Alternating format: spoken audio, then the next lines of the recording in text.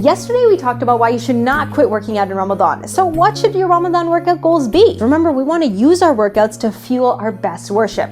Everyone should have 3 Ramadan workout goals. First, exercising for maintenance of your strength and cardio potential. Before Ramadan, it's so important to get into a solid, consistent workout routine so you can maintain that level inside of Ramadan. You can also focus on improving secondary aspects of fitness such as balance, mobility, flexibility, and coordination. Second, exercise for high energy, worship, and productivity during the day. So don't just think about working out, try and move more and increase your steps to boost metabolism and energy. And third, completing the minimum effective dose for exercise in Ramadan, or the least amount of time spent exercising to meet your body's fitness needs and improve your overall health while maximizing time for worship. So what does that mean? Short workouts at a lower intensity where they focus on consistency. To get my full fasting workout plan, click here to grab my popular Ramadan Reset guidebook. Alhamdulillah, I was recently named Canada's top fitness professional of the year, and I've condensed all my training experience into creating a super effective workout strategy that's custom designed for Ramadan. Click here to watch my full video on the best time to exercise in Ramadan. If you're enjoying this pre-Ramadan video series, please share it with a friend and tune in tomorrow for my next Ramadan Reset quick tip. Stay blessed and stay fit. Salam.